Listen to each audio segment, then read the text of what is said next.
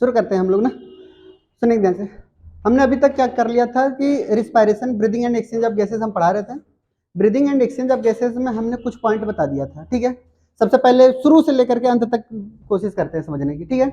तो सबसे पहले हमने क्या बताया था, कुछ हमारे पास ऑर्गेनिज्म थे और उनके अंदर किस तरीके का रिस्पायरेटरी ऑर्गन पाए जाते हैं उनके बारे में जिक्र किया था।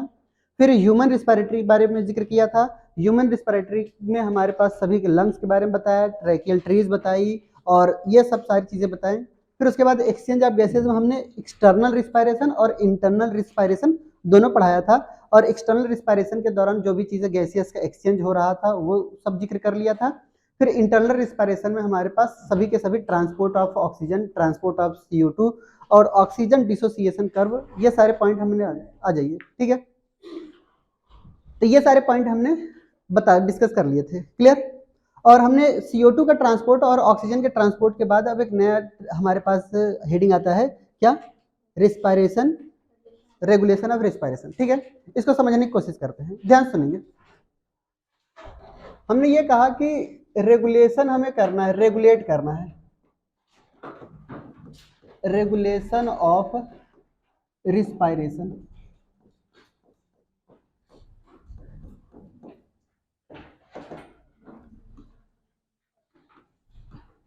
रेगुलेशन ऑफ रिस्पायरेशन हमें पढ़ना है, ठीक है।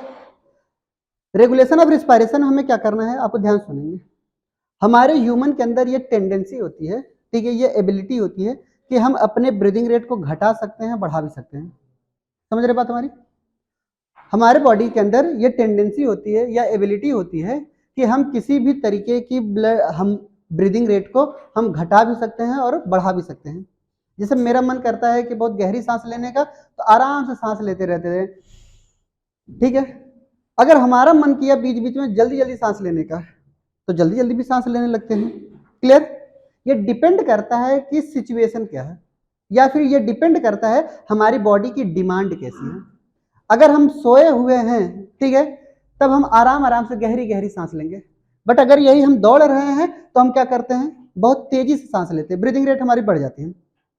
अगर कभी भी आपको लगे कि नहीं हम सर की बात को गलत साबित करेंगे, बैठे बैठे तेज तेज सांस ले रहे हो, ठीक है, आपको डॉक्टर को दिखाने की जरूरत है, ठीक है।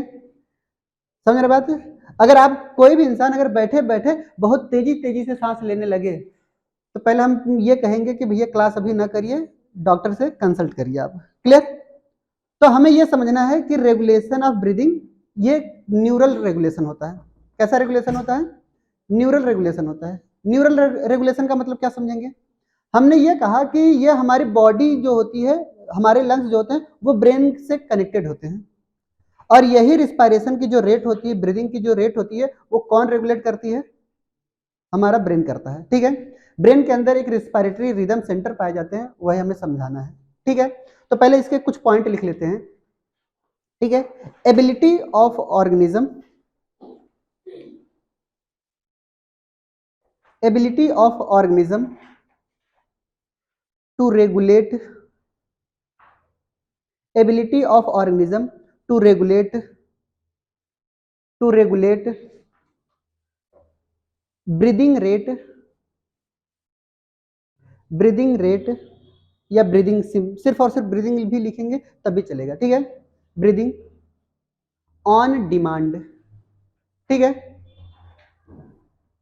ऑन डिमांड, ठीक है। हमारे बॉडी की एक एबिलिटी होती है कि हम किसी भी तरीके की ब्रीदिंग को हम क्या कर सकते हैं, रेगुलेट कर सकते हैं, ठीक है। कैसे रेगुलेट करेंगे, हम ये कर सकते हैं कि हम इंस्पायरेशन की रेट बढ़ा दें या एक्सपायरेशन की रेट बढ़ा दें, ठीक है। तो अल्टीमेट हमारे पास ब्रीदिंग रेट को हम घटा बढ़ा सकते हैं हमारी बॉडी की डिमांड की वजह से। समझ आई बात। अगर आप बैठे हुए हैं तो ऐसे नहीं है कि कोई बैठा हुआ है और बहुत गहरी गहरी सांस ले रहा हो, यहाँ पूरा क्लास डिस्टर्ब हो रहा हो। समझ आई बात। तो यही हमें बात याद रखना है। अब हमें क्या करना है कि कॉपी किताब बंद करके ध्यान से सुनना है ये सारी पॉइंट, ठीक है, तभी आपको समझ में आएगा। साथ साथ लिखेंगे तो बिल्कुल नहीं आएगा। इधर देखेंगे ध्यान से। हमने ये कहा कि किसी भी तरीके की अगर ब्रीदिंग रेट को अगर रेगुलेट करना है, क्या करना है, ब्रीदिंग रेट को हमारे पास रेगुलेट करना है, तो किस तरीके की रेगुलेशन होती है, ध्यान समझाते हैं। हमारे ब्रेन के अंदर एक सेंटर पाया जाता है और उस सेंटर को हम बोलते हैं रिस्पायरेटरी रिदम सेंटर। और ये जो रिस्पायरेटरी रिदम सेंटर होता है वो मेडुला में प्रेजेंट होता है। कहाँ पे प्रेजेंट होता है? मेडुला में प्रेजेंट होता है। उससे पहले हम कुछ बातें ब्रेन की बातें बताना चाहते हैं, ठीक है? ज्यादातर तो नहीं, बट ओवरऑल व्यू नहीं दे पाएंगे, थोड़ी बहुत ब्रीफ में हम बता दे रहे हैं, ठीक है? जैसे हमारे पास क्या है कि ये हमारे पास ब्रेन है, ध्यान समझेंगे, ये हमारे पास ब्रेन है, ठीक है? ये फोर ब्रेन हुआ, ये हमारे पास मिड ब्रेन हुआ, ये हमारे पास क्या हुआ? मिड ब्रेन हुआ। फिर उसके बाद हमने ये कहा कि ये हमारे पास सेरेबेलम हुआ, ठीक है? ये हमारे पास पोन्स हुआ, फिर ये हमारे पास मेडुला हुआ, ये हमारे पास मेडुला हुआ। क्लियर? यानी इस वाले पार्ट को हमने क्या बोला? फोर ब्रेन, ठीक? और इस वाले पार्ट को हमने क्या बोला? Mid brain. ऐसे ही तो डिवाइड होते हैं, ठीक है? और इधर वाले पार्ट को हम पूरा का पूरा क्या बोल रहे हैं बताइए? हाइंड ब्रेन बोल रहे हैं, ठीक है? हाइंड ब्रेन में ये जो आपको लीफ लाइक स्ट्रक्चर आपको दिखाई दे रही है, ये हमारा क्या है? सेरेबेलम है, ठीक है? ये हमारे पास क्या है? सेरेबेलम है। ये वाला पार्ट हमारा क्या कहलाता है? मेडुला कहलाता है। अगर इसका पूरा नाम जानेंगे तो मेडुला ऑब्लेंगेटा कहलाएगा। क्लियर? और ये वाले पार्ट को हम बोलते हैं पोन्स। इस वाले पार्ट को क्या बोलते हैं? पोन्स। यहां तक किसी को तकलीफ नहीं? ब्रेन के अंदर जो भी फ्लूइड पाई जाती है, उस फ्लूइड को क्या मैं CSF बोल दूं? ब्रेन के अंदर जो भी फ्लूइड पाई जाती है, उस फ्लूइड को हम क्या बोलते हैं? सेरेब्रो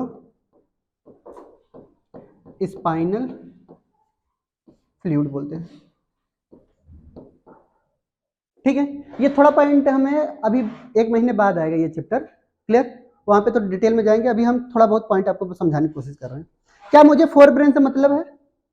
नहीं। क्या मुझे मिड ब्रेन से मतलब है? मुझे मतलब किससे है? जहां पे रिस्पायरेटरी रिदम सेंटर पाया जा रहा है उससे, ठीक है?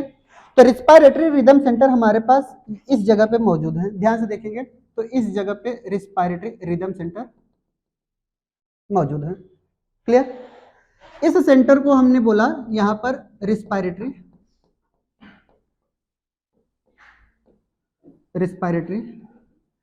रिदम सेंटर, ठीक है?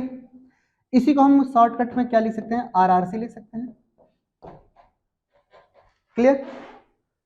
रिस्पायरेटरी रिदम सेंटर क्या करता है? रिदम का मतलब क्या होता है? एक लय बनाना ना। जैसे कि हम लोग अगर सांस लेते हैं तो एक लय में सांस, एक रिदम में सांस ले रहे हैं, ठीक है? ऐसा नहीं है कि एक बार ऐसा कर रहे हैं, क्या नहीं, एक बार क्या कर रहे हैं कि रिदम बन रहा है कि हमारा एक ही लय में पूरी की पूरी ब्रीदिंग रेट हमारी डिसाइड हो रही है, ठीक है? ये क्या कर रहा है? ये रिदम बनाने का, मेंटेन करने का काम करता है, और इसको कंट्रोल करता है हमारे एक जगह पे पाए जाते हैं यहां पर पोन्स के पास। किसके पास? पोन्स के पास, ठीक है?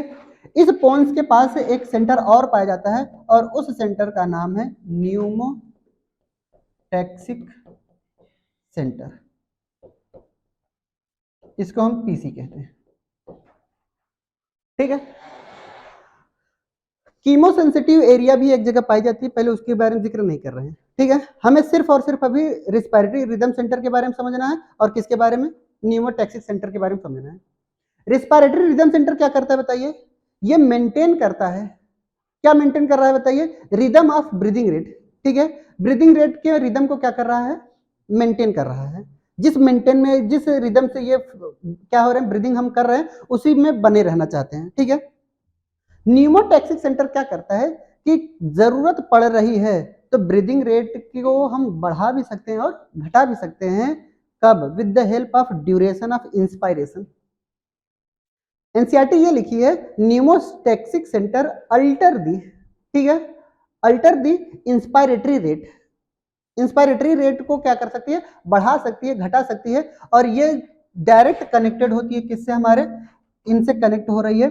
हम समझाना चाह रहे हैं, ये इनसे कनेक्ट है, ये इनसे कनेक्ट है, ठीक है? और ये जो क्या करती हैं, ये जो इनसे कनेक्ट कर रही हैं, ये अल्टर कर रही हैं। ये क्या कर रही है बताइए, अल्टर। अल्टर का मतलब ना समझ में आया तो चेंज लिख सकते हैं, ठीक है। चेंज क्या कर रही है, ये चेंज कर सकती है किसको, चेंज द ब्रीदिंग रेट। ये ब्रीदिंग रेट को क्या कर सकती है बताइए, ये चेंज कर सकती है।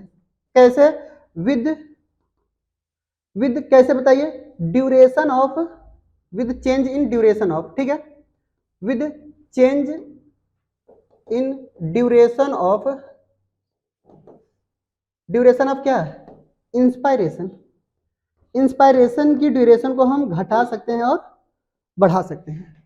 आप हमें बताइए, इंस्पायरेशन की रेट को अगर मैं बढ़ा दूं तो मैं क्या जल्दी जल्दी सांस लूंगा, ठीक है, यानी ब्रीदिंग रेट हमारी क्या हो जाएगी, बढ़ जाएगी, ठीक है। नॉर्मली हमारी ब्रीदिंग रेट क्या होती है, 12 टू 16 टाइम्स एक मिनट में होती है। जब इंस्पायरेटरी रेट को अगर हमने बढ़ा दिया, मान चलते हैं ये बढ़ गया ड्यूरेशन ना इंस्पायरेशन का, तो ब्रीदिंग रेट हमारा क्या हो जाएगा, घट जाएगा कि नहीं होगी, घट जाएगा। जो हम एक मिनट में 12 टू 16 टाइम्स कर रहे थे, हो सकता है अब 10 ही बार कर रहे हो एक मिनट में। जैसे हम सो रहे होते हैं, ड्यूरिंग द स्लीपिंग हम क्या करते हैं कि ब्रीदिंग रेट हमारी क्या हो जाती है, ऑटोमेटिक स्लो हो जाती है, क्लियर। और कई बार ऐसा स्लो हो जाता है तो घर वालों को लगता है मर गया है क्या, ठीक है, सोते सोते एकदम मौत की तरह सो जाते हैं। ये कब होता है, जब जानबूझ करके अगर सोए रहते हैं तब, ठीक है, एकदम सन्न मार के सोए रहते हैं, कोई काम अगर कोई कह दे घर वाले तो गहरी नींद में चले जाते हैं हम लोग। सेम यही बात आती है कि ये क्या कर रहा है, ये अल्टर कर रहा है, ये डायरेक्ट कंट्रोल कर रहा है। इसीलिए हम न्यूमोटैक्सिक सेंटर को क्या बोला, इसीलिए हम न्यूमोटैक्सिक सेंटर को स्विच ऑफ पॉइंट बोलते हैं। क्या बोलते हैं बताइए, स्विच ऑफ पॉइंट बोलते हैं, किसका, ऑफ आरआरसी, ठीक है। आरआरसी की रेट बढ़ेगी, रिदम किस तरीके का होगा, बढ़ेगा रिदम या घटेगा, ये कौन डिसाइड कर रहा है बताइए, न्यूमोटैक्सिक सेंटर। अगर कहीं पे न्यूमो टर्म आता है तो समझ जाइएगा एयर से रिलेटेड है। न्यूमो का मतलब क्या समझेंगे बताइए, हाँ, न्यूमो का मतलब ही होता है एयर, ये बात हमें याद होनी चाहिए। न्यूमो टर्म होता है एयर के लिए। हमारे पास न्यूमेटिक बोन भी पाए जाते हैं बर्ड्स के अंदर, जो फ्लाइट में मदद करते हैं हवा में उड़ने के लिए, बहुत हल्की बोन होती है, ठीक है। तो कहीं पे भी अगर न्यूमो टर्म आ रहा है तो आप किससे समझेंगे, अगर आपसे कोई पूछे निमोनिया क्या है तो क्या बताएंगे, एक ऐसी बीमारी जो हमारे ब्रीदिंग रेट से रिलेटेड हो, रिस्पायरेटरी रिदम सेंटर से रिलेटेड हो, ठीक है। निमोनिया में भी हमें क्या होता है कि सांस लेने में तकलीफ होती है, ठीक है। सेम यही बात आती है, न्यूमोटर्म किसके लिए यूज करते हैं हम, एयर के लिए यूज करते हैं, ठीक है। जहाँ पे इनहेलेशन या एक्सहेलेशन में हमें बहुत ज्यादा प्रॉब्लम होती है, डिसऑर्डर में भी सारी चीजें क्लियर करेंगे हम। तो ये रिस्पायरेटरी रिदम सेंटर क्या है हमारे पास, इस तरीके से लय बना रही है, और उसको कंट्रोल कौन कर रहा है, अल्टर कौन कर रहा है बताइए। आप हमें बताइए कि यानी अगर मैं कहूं कि अगर इंस्पायरेशन की जो ड्यूरेशन है अगर इंक्रीज करते हैं, ठीक है, तो हमारा ब्रीदिंग रेट क्या होगा, ब्रीदिंग रेट क्या होगा, डिक्रीज करेगा कि नहीं करेगा, क्लियर। ये इंस्पायरेशन की ड्यूरेशन को क्या करती है, बढ़ाती घटाती है, क्लियर। इनके अलावा ये तो डायरेक्ट हो गया, हमारा रेगुलेशन कैसा है बताइए, कैसा कंट्रोल है बताइए, क्या न्यूरल रेगुलेशन है, जब ब्रेन ही रेगुलेट कर रहा है तो किस तरीके का रेगुलेशन हुआ, ये हमारा न्यूरल रेगुलेशन हुआ कि नहीं हुआ, is it clear. Second point समझते हैं, इनके अलावा न्यूमोटैक्सिक सेंटर के अलावा, आरआरसी के अलावा कुछ एक और हमारे पास क्या पाए जाते हैं, एरिया पाई जाती है, ठीक है। उस एरिया को हम बोलते हैं कीमोसेंसिटिव एरिया।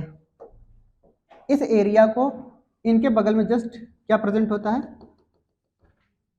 एक एरिया पाई जाती है, ठीक है। इस एरिया को हम बोलते हैं chemosensitive area, chemo sensitive area.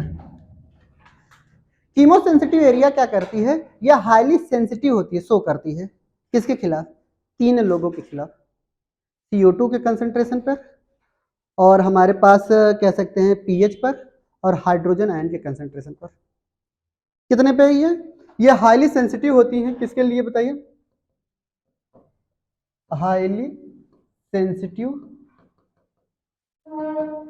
For ठीक है, कितने लोगों के लिए बताइए ये हाईली सेंसिटिव है?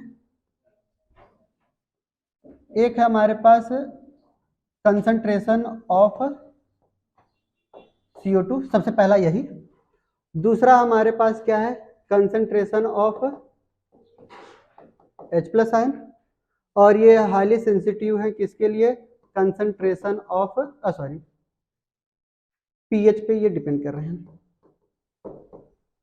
ठीक है, ये तीन चीजों पे क्या कर रहे हैं? ये हाईली सेंसिटिविटी शो करती हैं। जब हमारे पास कंसंट्रेशन CO2 का बढ़ता है तो ये तुरंत इनको पता चल जाता है। कैसे पता चल जाता है हम आपको समझा रहे हैं। इनको कैसे पता चला? ठीक है, आपको कैसे मालूम कि हमारे बॉडी के अंदर CO2 का कंसंट्रेशन बढ़ रहा है घट रहा है? ब्रेन को कैसे मालूम? कुछ न कुछ तो जा रहा होगा ना ब्रेन के पास, जो पता करने के लिए। तो यहां पे ध्यान सुनेंगे, ब्रेन को क्या किया जाता है कि जो भी ब्लड सप्लाई की जाती है ब्रेन को, जो भी ब्लड सप्लाई की जाती है ब्रेन को, उसको सप्लाई करने वाली जो आर्टरीज होती है उसको हम बोलते हैं कैरोटिड आर्टरी।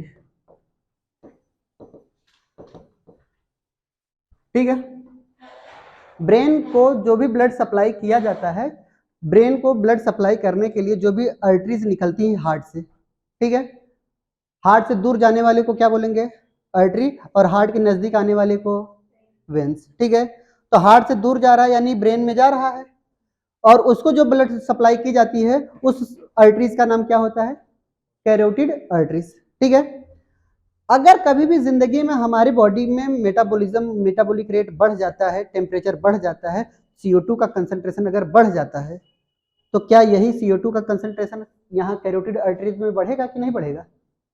नॉर्मल सिचुएशन में क्या होता है कि हर जगह ब्लड में भी CO2 पाए जाने चाहिए। क्यों पाए जाने चाहिए मैं बता रहा हूँ, बताऊंगा अभी लास्ट में ना। तो यानी क्या है कि जब जरूरत से ज्यादा CO2 का कंसंट्रेशन बढ़ा, क्या बोला? यहाँ पे भी तो CO2 जाएगा तब, तो यहाँ पे CO2 जाएगा। क्लियर? और जब ये CO2 यहाँ पे जाएगा तो क्या CO2 यहाँ पे भी जाएगा? डायरेक्टली चला जाएगा CO2? नहीं जाएगा। ये बहुत बड़ी मैकेनिज्म है, हम आपको समझाएंगे अभी। क्लियर? आपको अगर नहीं समझ में आएगा तो टेंशन ना लीजिएगा, सुनिए जैसे। हमारे जो ब्रेन होते हैं वो क्या किया जाता है, वो 3 मेनिंजेस से कवर्ड होते हैं। ठीक है, हार्ड बोन लाइक स्ट्रक्चर होता है। पहला होता है पाया matter, dura mater, arachnoid layer.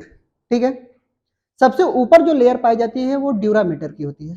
ठीक है, और सबसे नीचे की जो लेयर होती है उसको हम बोलते हैं पाया मैटर।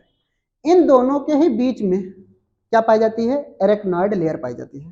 ठीक है, एरेक्नॉइड लेयर क्या करती है? ये बहुत ही एक स्पाइनल फ्लूइड भी बनाती है। सेरेब्रो जो CSF बनता है, CSF कौन बनाता है? Arachnoid layer.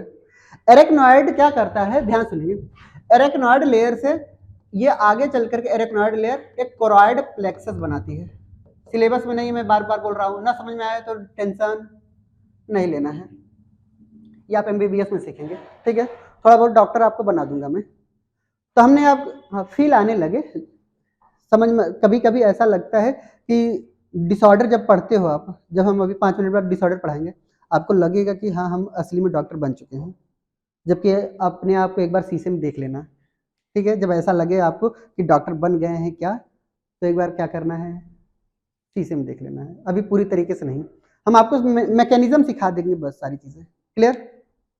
तो सुनते ध्यान से। कोरॉइड प्लेक्सस क्या करता है हमारे पास? ये जो कैरोटिड आर्टरीज है, कोरॉइड प्लेक्सस है क्या? अक्सर आपसे नीट में पूछा गया है, choroid plexus is formed by. ठीक है, तो कोरॉइड प्लेक्सस क्या होता है? ये जो कैरोटिड आर्टरीज है, इन्हीं की जो फाइन फाइन कैपिलरीज हैं, और यही फाइन कैपिलरीज जो कोरॉइड हमारे पास एरेक्नॉइड लेयर में पाई जाती है, वही हमारे पास क्या बनाती है? Choroid plexus. और यही कोरॉइड प्लेक्सस क्या रिलीज करती है? CSF। ठीक है, जब ये कोरॉइड प्लेक्सस बनाई, यही आगे चल करके क्या बनाई? Choroid plexus. जब इनके पास CO2 गया तो क्या CSF के पास, क्या हमारे पास CO2 मौजूद होगा? बोलिए, क्या यही कार्बन डाइऑक्साइड कहां तक पहुंचेगी? इनके पास पहुंचेगी। और जैसे ही कीमोसेंसिटिव एरिया के पास पहुंचेगी, पूरा दिमाग झल्ला जाएगा, ये क्या आ गया। ठीक है, तो इनके पास क्या है? जैसे CO2 पहुंचा तो तुरंत हमारे पास ब्रेन क्या हो गया? हाईली सेंसिटिव हो गया। और जब भी सेंसिटिव हुआ, CO2 का कंसंट्रेशन अगर बढ़ा, तुरंत ब्रीदिंग रेट क्या कर देगा? बढ़ा देगा। अगर क्या किया कि H प्लस आयन कंसंट्रेशन बढ़ा, तुरंत ये ब्रीदिंग रेट क्या कर देगा, बढ़ा देगा। और अगर pH घटा तभी ब्रीदिंग रेट बढ़ा देगा। समझ आई बात है? यानी क्या है कि CO2 का कंसंट्रेशन बढ़ने पर ब्रीदिंग रेट क्या होगी, बढ़ेगी। pH घटने पर pH बढ़ने पर क्या होगा बताइए, घट जाएगा। ठीक है, यानी pH घटने पर रिस्पायरेशन रेट क्या होगा हमारा, बढ़ जाएगा। और हाइड्रोजन आयन का कंसंट्रेशन बढ़ने पर क्या होगा, सब एक दूसरे के क्या है, डायरेक्टली प्रोपोर्शनल है। ठीक है, हमने ये कहा कि इफ, यहाँ कैसे ही बता दे रहे हैं, इफ CO2 हमारा क्या हो जाए, बढ़ जाए, या फिर क्या हो जाए बताइए, H प्लस आयन क्या हो जाए बताइए, बढ़ जाए, या फिर pH क्या हो जाए बताइए, घट जाए। क्लियर? इन तीनों केस में हमारी जो ब्रीदिंग रेट है वो क्या होगी बताइए, इंक्रीज कर जाएगी। समझे बात? इसीलिए क्या कहा जाता है कि यही CSF यहाँ पे जब पहुंचेगा CO2 तो कीमोसेंसिटिव एरिया क्या हो जाती है, हाईली सेंसिटिव हो जाती है, और ब्रीदिंग रेट हमारी क्या कर देती है, बढ़ा देती है। बट CSF के अंदर CO2 पहुंचने से पहले ही ब्रेन को पता चल जाता है। ब्रेन एक ऐसी हाईली, बहुत ही कह सकते हैं वाइटल ऑर्गन है, वो किसी भी तरीके के CO2 अपने अंदर लेना नहीं चाहेगी। वेस्ट मटेरियल हमारी बॉडी ब्रेन एक्सेप्ट ही नहीं करती। क्लियर? फिर क्या होता है ऐसा, यहां पर क्या होता है कि इनके पास, ठीक है, इस आर्टरीज के पास यहां पर कैरोटिड साइनस पाई जाती है। क्या पाई जाती है, कैरोटिड साइनस पाई जाती है। जब CO2 यहां पे पहुंचता है तभी यहां पर क्या होते हैं, एक कीमो रिसेप्टर लगे होते हैं इनके पास। ठीक है, यानी इनके पास क्या लगे होते हैं बताइए, एक कीमो रिसेप्टर लगे होते हैं, और ये स्टिमुलस तुरंत लेकर के जाते हैं, किसको देते हैं, इनको देते हैं कि भैया यहाँ पे आ गए हैं। जैसे तुम्हारे घर पे पहुंचने से पहले तुम्हारे गेट पर अगर कोई आता है तो चपरासी बता देता है कि कोई आया है मिलने। ठीक है, डायरेक्टली तुमसे न मिल करके पहले उसकी मुलाकात किससे हुई, गेट कीपर से हुई। ठीक है, और यही आकर के ये तुरंत बता देता है CO2 आ रहे हैं, उससे पहले वो सेंसिटिव हो जाता है। समझ आई बात? इसीलिए कहा जाता है कि जो ब्रेन होता है CO2 पूरी तरीके से अंदर नहीं जाती, वो यहीं पे ही उसको डिटेक्ट कर लेता है, कैरोटिड साइनस में ही। समझ आई बात? बना लीजिए।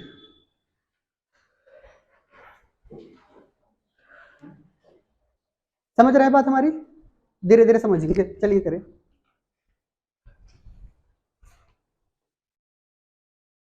हम आपको करा रहे थे रेगुलेशन ऑफ ब्रीदिंग, ठीक है, या रिस्पायरेशन।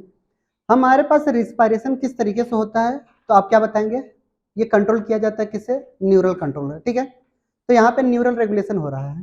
फिर हमने ये कहा कि हमारे पास जो न्यूरल रेगुलेशन होता है, रिस्पायरेटरी रिदम सेंटर पाए जाते हैं हमारे पास कहाँ, मेडुला ऑब्लंगेटा में। ठीक है, मेडुला ऑब्लंगेटा में हमारे पास क्या पाया जाता है, रिस्पायरेटरी रिदम सेंटर। यही क्या करता है, ये मेंटेन करता है रिदम ऑफ दी ब्रीदिंग। ठीक है, हमारे रिस्पायरेशन के रिदम को कौन मेंटेन करता है, RRC मेंटेन करता है, respiratory rhythm centre. Respiratory rhythm centre located on कहाँ पे, मेडुला ऑब्लंगेटा। ठीक है, ये सारे पॉइंट आपको याद रखने हैं। दूसरा पॉइंट ये बोला कि उनसे कनेक्ट होता है हमारे पास एक और रेगुलेशन पाए जाते हैं, और वो रेगुलेट कौन करता है, न्यूमोटैक्सिक सेंटर। ठीक है, न्यूमोटैक्सिक सेंटर कहाँ पे पाए जा रहे हैं बताइए, हाइंड ब्रेन में ही पाए जा रहे हैं, बट कहाँ पे, पोन्स में। हाइंड ब्रेन के 3 पार्ट होते हैं, सेरेबेलम, मेडुला ऑब्लंगेटा और पोन्स। ठीक है, फिर पोन्स में क्या पाए जाते हैं, न्यूमोटैक्सिक सेंटर पाए जाते हैं। और न्यूमोटैक्सिक सेंटर क्या करता है, ये डायरेक्ट रेगुलेट करता है, यानी ये अल्टर करता है किसको, ड्यूरेशन ऑफ इंस्पायरेशन को। ठीक है, अगर ड्यूरेशन ऑफ इंस्पायरेशन अगर हमने चेंज कर दिया तो क्या मेरी ब्रीदिंग रेट चेंज हो जाएगी कि नहीं। अगर मैंने ड्यूरेशन बढ़ा दी इंस्पायरेशन की, गहरी सांस लिया, तो ब्रीदिंग रेट हमारा क्या हो जाएगा, डिक्रीज कर जाएगा। क्लियर? फिर हमने ये कहा कि इनके अलावा भी क्या पाए जाते हैं, एक कीमो सेंसिटिव एरिया पाई जाती है, और ये कीमो सेंसिटिव एरिया किसके लिए सेंसिटिव होती है, 3 चीज के लिए सेंसिटिव होती है, एक CO2 के कंसंट्रेशन के लिए, और एक H प्लस आयन के कंसंट्रेशन के लिए, और ये pH के लिए। अगर हमने ये कहा कि CO2 का कंसंट्रेशन बढ़ रहा है तो CO2 का कंसंट्रेशन बढ़ेगा, यानी क्या बनेगा बताइए, हमारे पास ब्रीदिंग रेट बढ़ जाएगी। अगर H प्लस आयन का कंसंट्रेशन बढ़ रहा है तभी हमारी ब्रीदिंग रेट क्या हो जाएगी, बढ़ जाएगी। और अगर pH घट रहा है फिर भी तीनों केस में हमारे पास क्या होगी, ब्रीदिंग रेट बढ़ जाएगी। समझ में आई बात? फिर हमने ये कहा कि इनके अलावा CO2 का कंसंट्रेशन कैसे बढ़ेगा घटेगा, ये कैसे पता चलेगा? तो हमारे RRC के बगल में जस्ट, ठीक है, यानी रिस्पिरेटरी रिदम सेंटर के बगल में क्या पाया जा रहा है, कीमोसेंसिटिव एरिया पाई जा रही है। अब ब्रेन को सप्लाई करने वाली जो ब्लड होती है उसको हम क्या बोलते हैं, कैरोटिड आर्टरीज बोलते हैं। और अगर कैरोटिड आर्टरीज में हमारे पास CO2 का लेवल अगर बढ़ता है तो ये ब्रेन को हमारे पता चल जाता है। पता चलने की दो वजह, या तो एक CSF में CO2 चला जाए, या फिर CO2 को यहीं पे डिटेक्ट कर लिया जाए, कहां पर, कैरोटिड साइनस के पास ही डिटेक्ट कर लिया जाए। और जब ये डिटेक्ट कर लेते हैं तो ये कीमोसेंसिटिव एरिया क्या हो जाती है, तुरंत सेंसिटिव हो जाती है और ब्रीथिंग रेट को हमारी क्या कर देती है, बढ़ा देती है। ठीक है, क्यों, क्योंकि ये क्या आ गया भाई, अच्छा कैसे हो गया ये, मुझे खुद ही नहीं समझ में आया। ठीक है, हाँ देखते हैं वो। फिर उसके बाद आता है कि हमारे पास कीमो सेंसिटिव एरिया हमारे पास क्या हुआ, कैसे सेंसिटिव हुआ, यहाँ पर CO2 का लेवल जैसे ही बढ़ेगा, CO2 का लेवल बढ़ने की वजह से यहाँ पर क्या पाए जाते हैं, कीमो रिसेप्टर पाए जाते हैं, और ये कीमो रिसेप्टर से क्या निकले रहते हैं, सेंसरी न्यूरॉन, और ले जाकर के पहुंचा देते हैं ये संदेश। ठीक है, ये क्या पहुंचाते हैं, मालिक CO2 का कंसंट्रेशन बढ़ गया है, ठीक है, और तुरंत वो सेंसिटिव हो जाते हैं। क्लियर? अब एक पॉइंट हमें क्या याद रखना है, ध्यान समझेंगे। अब हमें कुछ केसेस याद रखने हैं, ध्यान समझेंगे। अगर हम सो रहे होते हैं, ठीक है, स्लीपिंग के दौरान क्या होता है बताइए, हमारे पास मेटाबॉलिक रेट क्या होती है, हमारे पास मेटाबॉलिक रेट क्या होती है बताइए, हमारी डिक्रीज होती है। अगर मेटाबॉलिक रेट डिक्रीज हो रही है तो क्या CO2 का कंसंट्रेशन भी डिक्रीज होगा? ठीक है, CO2 का कंसंट्रेशन अगर डिक्रीज हो रहा है तो क्या हमारी ब्रीदिंग रेट पे क्या फर्क पड़ेगा बताइए, ये भी तो बढ़ेगा घटेगा? बोलिए, बात सही है, इतनी बात तो क्लियर है ना? यानी हमारे पास इस तरीके के पहला क्वेश्चन ये पूछा जाता है आपसे, ठीक है, ब्रीदिंग रेट क्यों होता है ऐसा। दूसरा केस इसलिए पूछा जाता है, दूसरा केस समझते हैं। कई बार अगर इफ, ठीक है, in case of, in case of कैसा कैसा केस आ जाए, ठीक है, हम ये कहे ऐसा केस आ जाए कि हमारे पास क्या है, CO2 का कंसंट्रेशन जरूरत से ज्यादा कम हो जाए, ठीक है, और अगर जरूरत से ज्यादा अगर कम हो गया तो ब्रीदिंग रेट भी हमारा जरूरत से ज्यादा कम हो जाएगा, और कई दफा ऐसा भी हो जाएगा ब्रीदिंग हमारा क्या हो जाएगा, स्टॉप हो जाएगा। और जिस दिन हम स्टॉप हुए, 4 लोग चलने लगेंगे हमें लेकर के ना, 4 लोग का मतलब समझ में आता है, हाँ, सत्य की राह पर चले जाएंगे हम लोग। समझ में बात है? यानी क्या है कि ब्रीदिंग रेट हमारे पास क्या है कि CO2 का कंसंट्रेशन बढ़ने की वजह, घटने की वजह से ब्रीदिंग रेट घट गई। और कई बार ऐसा भी होता है कि इसका मतलब हम क्या समझेंगे कि रेगुलेशन ऑफ रिस्पायरेशन के लिए CO2 भी हमारे लिए बहुत ही अहम गैस है ना। जितना बदनाम किया जाता है CO2 को कि CO2 बहुत खराब गैस है, खराब गैस है, यहाँ पे तो CO2 ही नहीं है, CO2 ना होने की वजह से मर गए ना हम। तो यानी हम ये कह सकते हैं, अच्छा ऑक्सीजन का कहीं रोल नहीं नजर आ रहा है, बोलिए बात सही है, अरे बोलिए। यानी हम ये कह सकते हैं कि यानी CO2 हमारे लिए क्या है बताइए, CO2 is most important gas ना, मोस्ट इंपोर्टेंट गैस हो गई ना, किसके लिए, फॉर रेगुलेशन ऑफ ब्रीदिंग के लिए ना, रेगुलेशन ऑफ रिस्पायरेशन के लिए CO2 क्या हो गया हमारे लिए, इंपॉर्टेंट हो गया ना। अब रीजन क्यों बताना है मुझे, रीजन भी तो बताना है, ठीक है, रिमार्क डाल करके 5 स्टार लगा करके लिखेंगे, यही पूछा जाएगा, ठीक है। Chemosensitive area, chemosensitive area is very very insignificant insignificant to किसके बताइए, ऑक्सीजन। समझ में आई बात? ऑक्सीजन से वेरी बहुत ही इनसिग्निफिकेंट होती है, ठीक है। ऑक्सीजन हो या ना हो इससे कोई फर्क ज्यादा उतना पड़ने वाला नहीं है, ठीक है। CO2 से ये सेंसिटिव होती है ना, किससे सेंसिटिव हो रही है बताइए, ये CO2 से। क्लियर?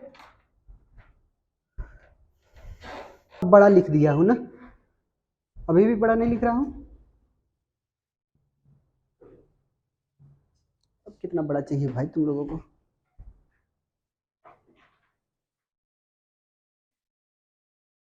चलिए हो गया।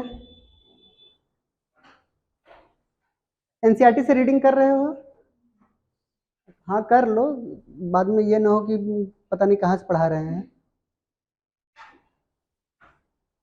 जल्दी करें, आगे बढ़े। जब एक बार समझ लिया करो तुम लोग तुरंत तो लिखने लगते हो, यही दिक्कत करते हो। यही बाद में क्या करते हैं कि लिखने में बहुत परेशानी होती है। एक बार आप समझे रहेंगे तो मैं अगर मिटा भी दूंगा फिर भी आप लिख लेंगे। क्लियर? ये कैसा केस था ये बताइए? ये पहला केस था, ठीक है। कब? जब हमारे पास CO2 का लेवल क्या था बताइए, घट रहा था तब ना। यहाँ पे व्हेन CO2 डिक्रीज कर रही है। क्लियर? अब CO2 को इंक्रीज करने की बात हम कर लेते हैं, ठीक है। आगे बढ़ें, बस बढ़ जा रहे हैं, इससे ज्यादा सब्र नहीं हो पाएगी हमसे ना। सुनते ध्यान से। अब केस हम समझते हैं। अब दूसरा केस क्या है अब हमारे पास, हमने आपसे ये कहा कि इन आर्टेरियल ब्लड, आर्टरीज के अंदर जो ब्लड है, ठीक है, आर्टरीज के अंदर जो ब्लड है उनके अंदर क्या है कि CO2 का जो कंसंट्रेशन है, क्या बोला हमने, CO2 का जो कंसंट्रेशन है अगर वो क्या हो जाए बताइए, इंक्रीज कर जाए। क्लियर? अगर CO2 का कंसंट्रेशन इंक्रीज होगा तो हमारा जो कीमोसेंसिटिव एरिया है, क्या बोला, कीमोसेंसिटिव जो एरिया है वो क्या हो जाएगा बताइए, सेंसिटिव हो जाएगा। सेंसिटिव का मतलब क्या समझेंगे आप, एक्टिव हो जाएगा। क्या हो जाएगा बताइए, एक्टिव हो जाएगा। और जब ये एक्टिव होगा तो ये हमारे ब्रीदिंग रेट को क्या करेगा बताइए, बढ़ा देगा। बोली बात सही है? ये ऐसा केस कब देखने को मिलता है हमें, ये जब हम बहुत ही ज्यादा एक्सरसाइज करते हैं, ठीक है। हम क्या कर रहे होते हैं बताइए, एक्सरसाइज करते हैं। तो एक्सरसाइज के दौरान जो CO2 का लेवल होता है, कंसंट्रेशन का लेवल, वो क्या होता है बताइए हमारे पास, इंक्रीज करता है। इंक्रीज करने की वजह से जो कीमोसेंसिटिव एरिया है, कीमोसेंसिटिव जो एरिया है वो क्या हो जाएगी हमारी, एक्टिव हो जाती है। और ब्रीदिंग रेट हमारा क्या हो जाता है बताइए, ब्रीदिंग रेट क्या हो जाएगा, इंक्रीज हो जाता है। इसमें किसी को तकलीफ? क्लियर? समझ में आई बात? इसीलिए जब हम बहुत ज्यादा एक्सरसाइज कर रहे होते हैं तो ब्रीदिंग रेट हमारी बढ़ जाती है। क्लियर? क्यों? क्योंकि वो डिमांड होती है हमारी बॉडी की। हो गया। इससे पहले हम क्या कर रहे थे, CO2 का कंसंट्रेशन बढ़ा रहे थे ना। अब यहाँ पे हम क्या कर रहे हैं कि कुछ CO2 का अगर कंसंट्रेशन अगर हमने क्या किया, डिक्रीज किया, या फिर H+ आयन का जो कंसंट्रेशन है वो क्या किया, डिक्रीज किया, या फिर pH इंक्रीज किया, ठीक है। इन तीनों के केस में ब्रीदिंग रेट पे क्या फर्क पड़ेगा, ब्रीदिंग रेट पे क्या फर्क पड़ेगा, डिक्रीज करेगा। समझे बात? ये सब क्या पूछे जाते हैं, ये स्टेटमेंट वाइज क्वेश्चन होते हैं, ये सब के सब PYQ हैं, ठीक है। आपके DPPs में इन सब में सब जगह ऐसे ही क्वेश्चन पूछे जाएंगे। केस बेस्ड स्टडी अब क्वेश्चन का ट्रेंडिंग बन चुका है। क्लियर? तो आप ट्रेंड के हिसाब से चलेंगे, नहीं तो फिर सक्सेस नहीं हो पाएंगे। क्लियर? आपको हर बार बदलना पड़ेगा अपने आप को। सेम यही चीज हम लोगों के लिए लागू होती है। जब देश बदल रहा होता है, टेक्निक बदल रही होती है, टेक्नोलॉजीज बदल रही होती है, तो टीचर का मेथड भी बदलना चाहिए, पुराने हिसाब से नहीं पढ़ाना चाहिए। हम लोग हर बार अपने अंदर कोई ना कोई चेंजेस लाते हैं, बट वो आपको दिखाई नहीं देगा इतना जल्दी। जो लगातार अगर 1 साल से 2 साल से पढ़ रहा है, वो उसको पता नहीं चलता है। पहले के जो स्टूडेंट 4-5 साल जो हमसे पहले पढ़े थे, अब वो देखते हैं तो उनको लगता है कि नहीं, कुछ और बदलाव आए हैं। समझ आ रही बात? हमारे जैसे तो नहीं पढ़ा रहे हैं। पहले बहुत ज़्यादा थ्योरी लिखवाते थे, बहुत ज़्यादा गहराइयों में पढ़ाते थे। अब क्या है कि अब बहुत स्लो करना पड़ गया है सिलेबस, हम लोगों को अपना लेवल डाउन करना पड़ा। मैक्सिमम टीचर्स की बात मैं कह रहा हूँ। पहले के टीचर क्या करते थे, बहुत ज़्यादा पढ़ाते थे, उनको डर लगता था कि कहाँ से न पूछ ले। बट अब की जो ट्रेंडिंग चल रही है, एनटीए जो बार बार पूछ रहा है, वो लिमिटेड चीज़ ही पूछ रहा है और बहुत सारी चीज़ें स्केप भी कर दे रहा है। ज़्यादा आपको आपकी अग्नि परीक्षा लेने की कोशिश नहीं करता तुम कितना जानते हो, वो अब ये नहीं देखता। अब वो ये देखता है कि आप कितना जल्दी से क्वेश्चन का आंसर दे देते हो, आपके माइंड को चेक करता है, कितना क्विक रिवीजन कर लेते हो, कितना तेज आंसर कर लेते हो। पहले क्या करते थे वो लोग, समय भी देते थे, सोचने की भी क्षमता रखते थे, रटने वाले क्वेश्चन आंसर होते थे। बट अब आज के युग में एनटीए आपके माइंड को चेक करता है, आप कितना अच्छे से सोच पाते हो। सोचने का मतलब क्या है, जब ये केस बता दिया, ये अपने आप समझ जाना, ये अपने आप समझ जाना है। जैसे हम आपको समझा रहे हैं, जब भी हमारे पास CO2 का लेवल बढ़ता है, ध्यान सुनिए, तो क्या यही CO2 हमारे पास ये H2O से टकराएगा, और H2O से टकराने के बाद क्या बनाएगा बताइए, और ये तुरंत क्या होगा, टूट जाएगा, H+ आयन और बाइकार्बोनेट आयन के फॉर्म में बना। CO2 बढ़ा तो हाइड्रोजन आयन बढ़ा कि नहीं बढ़ा? यानी यही तो ली चैटलियर प्रिंसिपल था। समझ आई बात? किसी भी एक रिएक्टेंट में, किसी भी एक सब्सटेंस का हमने क्या किया, लेवल बढ़ाया, तो ये हमेशा किस डायरेक्शन में चली गई रिएक्शन? फॉरवर्ड डायरेक्शन में चली गई। ठीक है, यानी डायरेक्शन ऑफ जो रिएक्शन होती है वो किस बात पे डिपेंड करता है? अमाउंट ऑफ सब्सटेंस रिएक्टेंट पे। ठीक है, ली चैटलियर प्रिंसिपल यही कहता है। जब ये हमने बढ़ाया, ये ऑटोमेटिक बढ़ गया, ये जब भी बढ़ा तो पीएच क्या हो गया, डिक्रीज कर गया। सिंपल सा मैकेनिज्म। समझ आई बात है? तो यही बातें आपको याद रखनी है हमें हर बार। Clear? This is all about your chapter. Heading डालते हैं रेस्पिरेटरी डिसऑर्डर। चैप्टर ये खत्म हो गया। क्लियर? अब हेडिंग क्या है हमारे लिए? डिसऑर्डर। आपके डिसऑर्डर के नाम पर 3 ही डिसऑर्डर आई थिंक दिए हैं। एक अस्थमा दिया गया है, ठीक है, दूसरा इम्फाइसेमा दिया गया है, और थर्ड ऑक्यूपेशनल लंग्स डिसऑर्डर है या रिस्पिरेटरी डिसऑर्डर है, देख लीजिएगा। ठीक है, तो ऑक्यूपेशनल लंग्स डिसऑर्डर भी उसको बोलते हैं। पहले हम लोग जब पढ़ते थे तो ओल्ड्स के नाम से पढ़ते थे, ऑक्यूपेशनल लंग्स डिसऑर्डर। ठीक है, अब वही लंग्स की जगह पे क्या बोल दिया उन्होंने, रिस्पिरेटरी डिसऑर्डर। तो हम हेडिंग डालते हैं रिस्पिरेटरी डिसऑर्डर।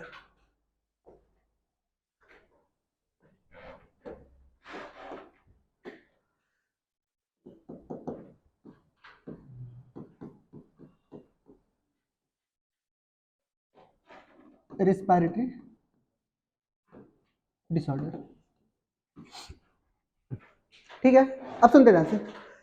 रिस्पिरेटरी डिसऑर्डर में हमारे पास क्या पढ़ना है, हमें ये ध्यान से सुनना है। 3 ही सिलेबस में है आपके एनसीईआरटी में। कौन कौन से?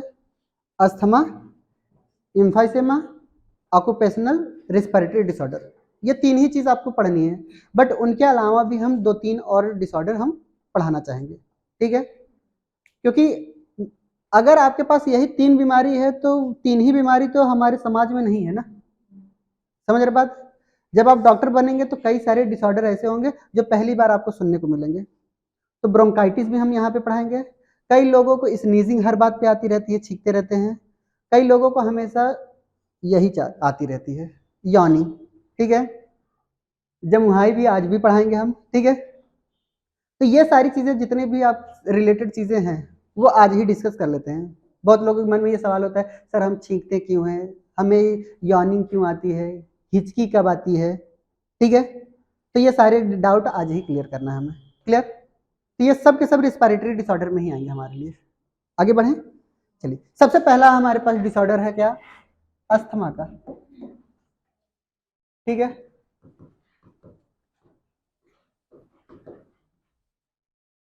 सबसे पहला डिसऑर्डर है हमारे पास अस्थमा।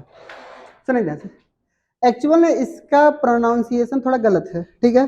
इंडिया में हम लोग अस्थमा बोलते हैं, जबकि इसका नाम है एज्मा। क्या नाम है? हाँ, एज्मा नाम है। बट हमारे पूर्वज बोलते चले आए हैं अस्थमा है, अस्थमा है, बट हमें बोलने में क्या शर्म? बोले बात सही है। जो चीजें हमारे घर वाले बोलते आए हैं सबको, तो वही चीज तो हम बोलेंगे, ठीक है। तो अब समझते हैं अस्थमा क्या है। ये एक प्रकार का क्या होता है कि रेस्पिरेटरी डिसऑर्डर होती है, जिसके दौरान, ठीक है, ये एक प्रकार की एलर्जिक बीमारी है। कैसी बीमारी है ये? एक प्रकार की कैसी बीमारी है बताइए? ये एलर्जिक रिस्पॉन्स है। ये कैसी रिस्पॉन्स है बताइए? एलर्जी रिस्पॉन्स है। एलर्जी रिस्पॉन्स का मतलब क्या है कि किसी भी पर्सन को, हर एक पर्सन को किसी न किसी से एलर्जी रहती है, ठीक है। जैसे कि हमें भी किसी न किसी से एलर्जी रहती थी, ठीक है, आपको भी होती होगी। हम लोगों को अक्सर मामा से एलर्जी होती थी, ठीक है, जबकि मामा समझाते थे हमें, ठीक है, कि बेटा मैंने आपका क्या बिगाड़ा है।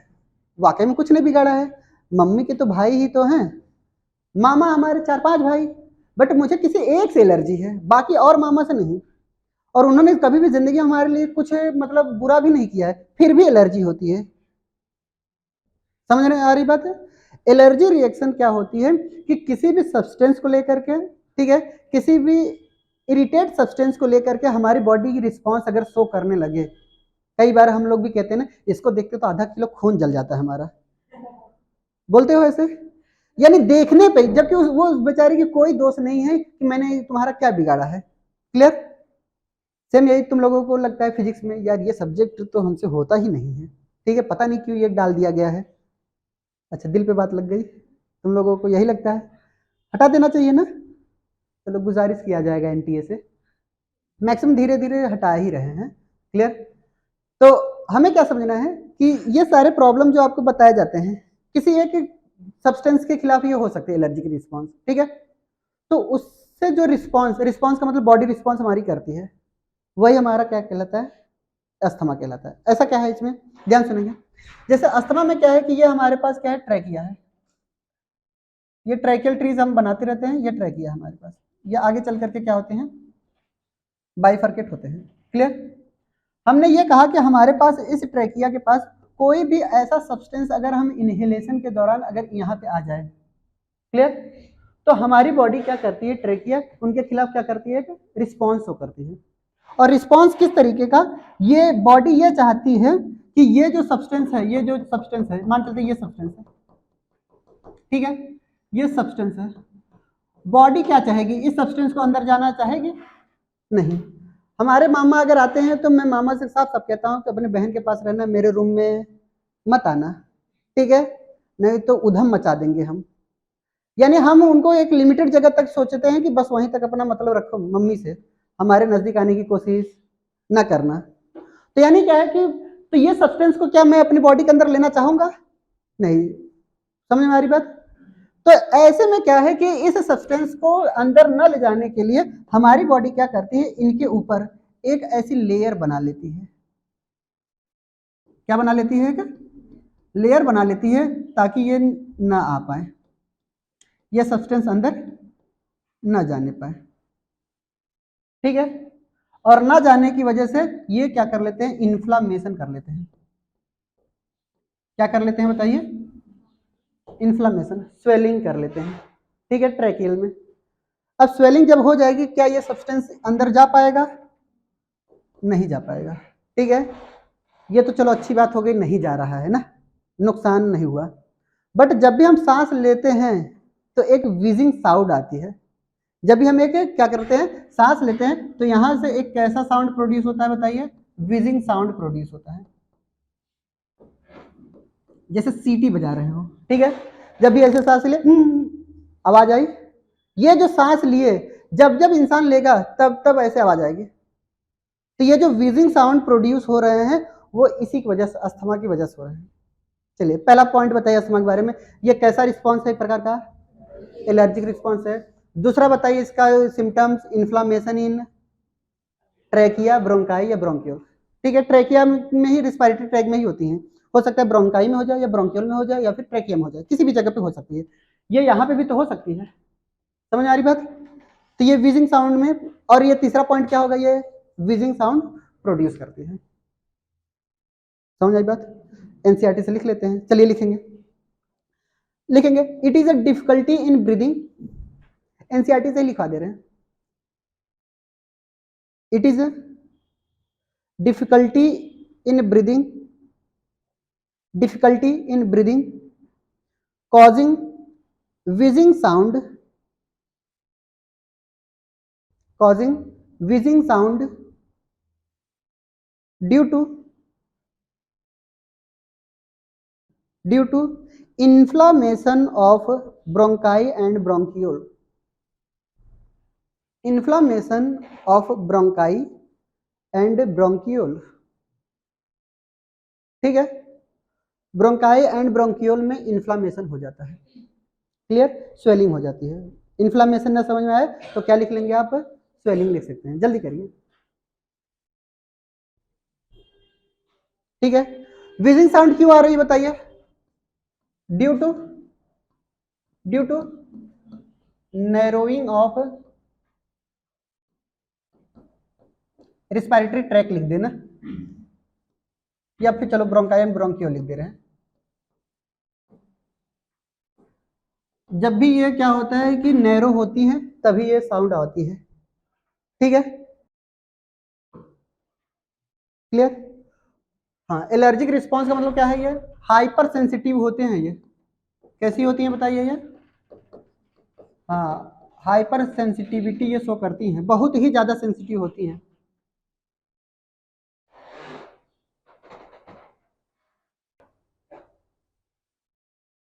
हो गया?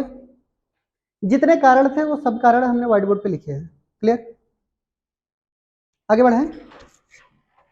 नेक्स्ट पॉइंट आता है हमारे पास, क्या है बीमारी? इम्फाइसेमा, ठीक है? इसमें किसी को तकलीफ है अस्थमा में? नहीं। चलिए नेक्स्ट आता है हमारे पास इम्फाइसेमा, ठीक है? सुनते हैं इम्फाइसेमा के बारे में क्या है? इम्फाइसेमा एक प्रकार की ऐसी बीमारी है जो हमें स्मोकिंग अगर जो पर्सन कर रहा होता है या सिगरेट स्मोक कर रहा है उसके लिए होता है ये, ठीक है? हम आपको समझाना चाह रहे हैं क्या है ये। होता क्या है कि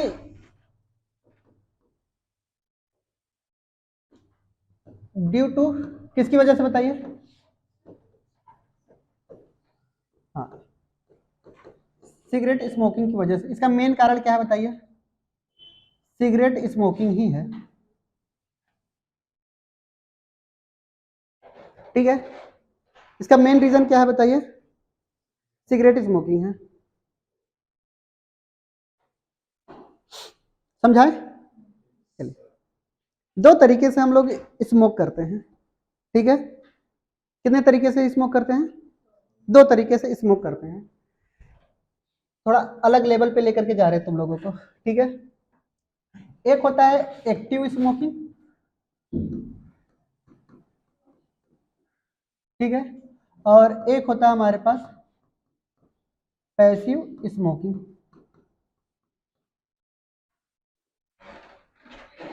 क्लियर? एक क्या होता है?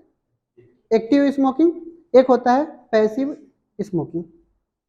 एक्टिव स्मोकिंग क्या होता है? जब कोई भी पर्सन खुद के पैसे से जाकर के सिगरेट खरीदे और वो खुद पिए, ठीक है? ये क्या है? एक्टिव, यानी सिगरेट मुंह में लेकर के पूरा का पूरा पिए और धुआं उड़ाए, ठीक है? वो क्या हुआ? एक्टिव स्मोकिंग हुआ। पैसिविटी क्या होता है कि जहां पर वो पी रहे होते हैं कुछ लोग देखने जाते हैं, इंटरेस्टेड होते हैं कैसे पी रहा है, ठीक है? और कैसे धुआं या कैसे छल्ला बना रहा है। लोग पीने के बाद गोल गोल सा छल्ला भी बनाते हैं ना, शायद, आई थिंक नहीं देखा है? हाँ,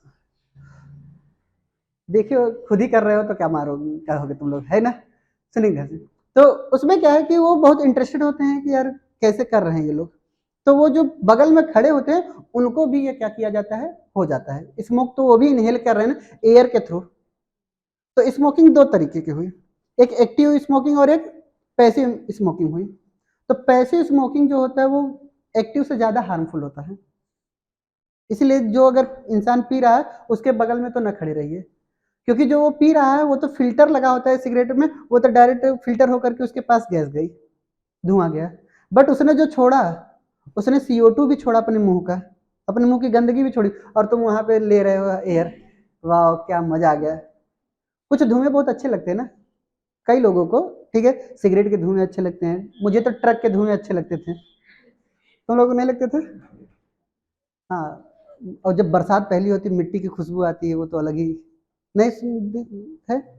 तो ये सब कुछ ऐसे महक हैं जो बहुत बहुत अच्छे नहीं होते अच्छे। पहली पहली बरसात जब तुम लोगों के तो हमेशा होती है, ये महक नहीं आएगी, ठीक है। हाँ, यूपी बिहार में क्या होता है जब पहली बारिश होती है तो जो मिट्टी पे पानी गिरती है उससे जो खुशबू आती है ना वो अलग लेवल का होता है, ठीक है, बहुत अच्छा महकता है। तो ये दो तरीके की स्मोकिंग हुई, एक एक्टिव और एक पैसिव। तो एक्टिव क्या हुआ, जो खुद खरीदे, खुद पिए और खुद ही इनहेल कर रहा हो। बट वो जो गैस छोड़ रहा है, यानी इनहेल के बाद एक्सहेल भी तो करते हैं, वो धुएं भी तो छोड़ते हैं, उसको जो इनहेल करता है उसको हम क्या कहते हैं, उसको जो इनहेल कर रहा है उसको हम क्या कहेंगे, पैसिव स्मोकिंग। पैसिव स्मोकिंग भी बहुत डेंजरस होती है, इसलिए जहाँ 4 लोग पी रहे हैं वहाँ पे आप न जाइए, ठीक है। और उसमें ऐसे लोगों को तो मैं सल्यूट करता हूँ, सिगरेट जो पीते हैं। हमारे स्टूडेंट कुछ प्राउड फील कर रहे हैं, ठीक है, सुनेंगे ध्यान से।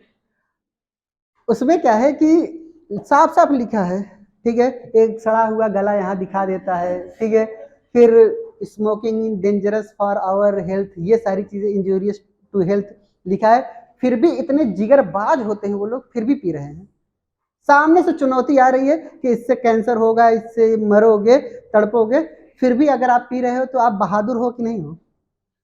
ऐसे लोगों के लिए तालियां होनी चाहिए कि नहीं होनी चाहिए, समझ आ रही बात है। हाँ, दूसरा पॉइंट हम ये समझते हैं कि ये पॉइंट जो आपको स्मोक इम्फाइसेमा जो होती है ये क्यों होती है, हम आपको समझा रहे हैं। जैसे कि यहाँ पर क्या है कि कुछ इस तरीके के हमारे पास एल्वियोलर वॉल होते हैं, एल्वियोलाई हम लेकर के जाने हैं, ठीक है।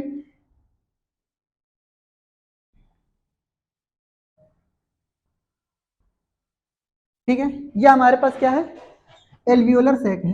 ये हमारे पास क्या है बताइए, एल्वियोलर सैक है। और एल्वियोलर सैक के पास ये क्या पाई जा रही है, इनकी एल्वियोलर वॉल पाई जा रही है, इनको हम बोलते हैं एल्वियोलर सेप्टल वॉल पाई जाती है। क्या पाई जाती है, एल्वियोलर सेप्टल वॉल पाई जाती है, ठीक है। सेप्टल का मतलब क्या है कि ये जो एल्वियोलाई, यहाँ पे छोटे छोटे एल्वियोलाई हैं, यहाँ पे जो छोटे छोटे एल्वियोलाई हैं, इनको सेपरेट करने के लिए ये जो सेप्टल वॉल है वो लगे हैं, ठीक है। जब भी हम क्या करते हैं कि यहाँ से ये स्मोकिंग कर रहे हैं, जब भी ये स्मोकिंग कर रहे हैं तो स्मोकिंग के दौरान जो एयर आता है वो बहुत ही जलन वाला होता है, ठीक है, बर्निंग एयर होती है। वो बर्निंग एयर से क्या होता है, ये जो इंटरसेप्टल वॉल है वो धीरे धीरे क्या हो जाते हैं, इंटरसेप्टल वॉल धीरे धीरे क्या हो गए बताइए, कम हो गए, ठीक है। इंटरसेप्टल वॉल जब कम हो गए तो टोटल सरफेस एरिया क्या होगा, इंक्रीज करेगा ना, घटेगा कैसे भाई। ये दीवार है, दीवार को हटाओगे तो क्लासरूम बड़ा होगा कि घटे बढ़ेगा, बोलिए बढ़ेगा ना। तो ये जो वॉल हटाया हमने तो पूरा टोटल सरफेस एरिया क्या हो गया हमारा, बढ़ गया। यानी इंटरसेप्टल वॉल क्या होता है, ये डैमेज हो जाते हैं, क्या हो जाते हैं, डैमेज कह सकते हैं, या फिर हम कह सकते हैं रैप्चर हो चुके हैं, ठीक है। और इस रैप्चर होने की वजह से जो टोटल सरफेस एरिया है TSA वो क्या होगा बताइए, इंक्रीज होगा। बट रिस्पायरेटरी सरफेस एरिया क्या होगी, डिक्रीज करेगी, ठीक है। यानी रिस्पायरेशन करने की जो टेंडेंसी होती है वो घट जाएगा, क्यों, क्योंकि जब ये वॉल डैमेज होते हैं तो इनके जो फ्लूइड होते हैं वो यहाँ पे आकर के बैठ जाते हैं, ठीक है। रैप्चर होने के बाद ये फ्लूइड इनके पास अंदर की तरफ बैठ जाते हैं, तो रिस्पायरेशन का रेट क्या होगा, रिस्पायरेटरी सरफेस एरिया क्या हो गया, डिक्रीज कर गया। अब रिस्पायरेटरी सरफेस डिक्रीज कर जाती है तो क्या एयर होल्ड हो पाएगी, रेजिडुअल वॉल्यूम कम हो जाएगा कि नहीं हो जाएगा। दूसरा पॉइंट, जब ये लंग्स क्या करता है, एक्सपेंड करता है, क्या करता है, यहाँ पे एल्वियोलाई एक्सपेंड करा रहा हूँ मैं, ठीक है, एक्सपेंड करा रहा हूँ, ये एक्सपेंड कर गया, ठीक है। जब एक बार एक्सपेंड हुआ तो दोबारा ये अपनी ओरिजिनल पोजीशन पे जाना चाहिए, तो ओरिजिनल पोजीशन पे अब ये नहीं जा पाता, ठीक है। तो इसकी वजह से क्या होता है, लॉस होता है, लॉस ऑफ इलास्टिसिटी। क्या लॉस हुआ बताइए, इलास्टिसिटी ऑफ क्या, एल्वियोलर वॉल। एल्वियोलर वॉल की इलास्टिसिटी क्या हो गई, खत्म हो गई, ठीक है। अब जब खत्म हो गया तो क्या अपने ओरिजिनल पोजीशन को रीगेन कर लेगा, नहीं। इलास्टिसिटी क्या है, इलास्टिसिटी, इलास्टिसिटी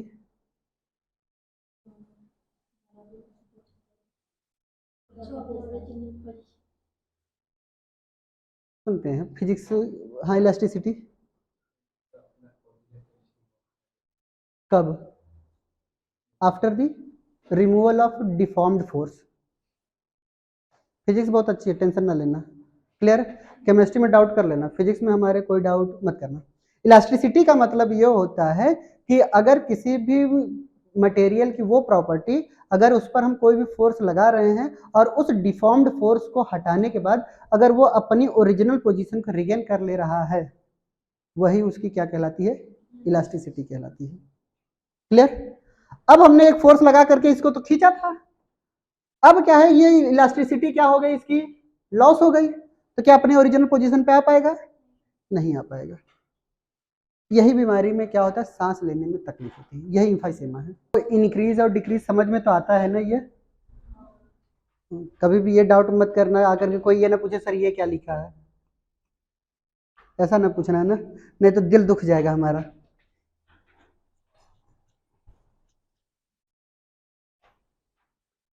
इससे क्या पता चलता है, अब इससे क्या सीख मिलती है, हाँ स्मोकिंग नहीं करनी चाहिए, ठीक है। और स्मोकिंग नहीं करनी चाहिए, उसके अलावा भी क्या करना चाहिए, हाँ बहुत बढ़िया दीदी, ठीक है। जिसके पास अगर आप जा रहे हो वो भी स्मोक ना कर रहा हो, समझ आ रही बात है, वहां पे खड़े भी नहीं होना चाहिए, क्लियर। कॉलेज में तो आराम से पहले यही शुरुआत होती है, यहीं से कॉलेज जाओगे सीनियर कहेंगे सिगरेट पीते हो, पहले पी के दिखाओ, ठीक है। जो पीने वाले होते तो आराम से पीते हैं, पीने वाले बोल रहे हैं, ठीक है, उनको तो लगेगा वाह ये तो बहुत बढ़िया है, हो गया। बट तुम लोग ट्राई ना करना ना,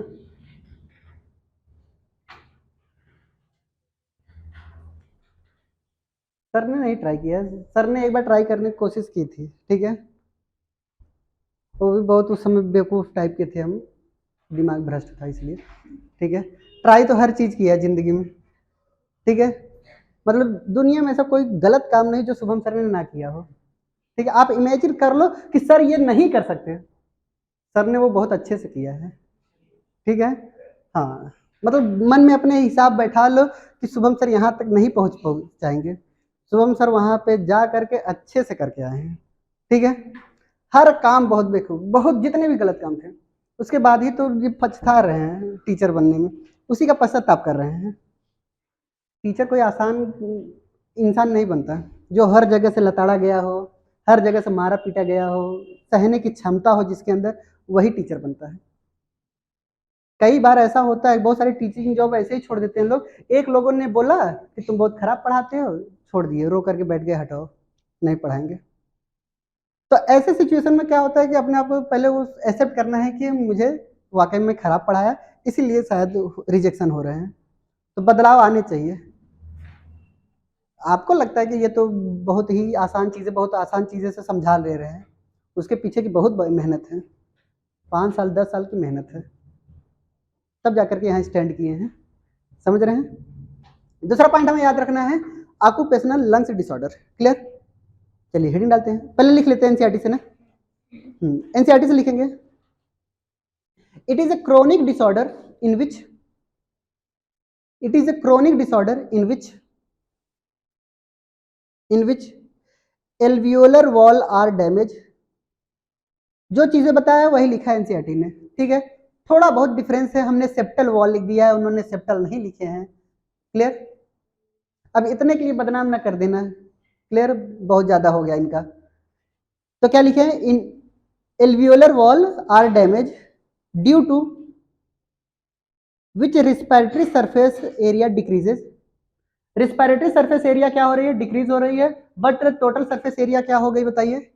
इंक्रीज। ये बातें नहीं लिखी है ना, समझ आ रही बात है? और मेजर कॉज क्या लिखा है इन्होंने? बस, बहुत बढ़िया, ठीक है। मेन रीजन को पहले लिखना चाहिए, इन्होंने बाद में लिखा।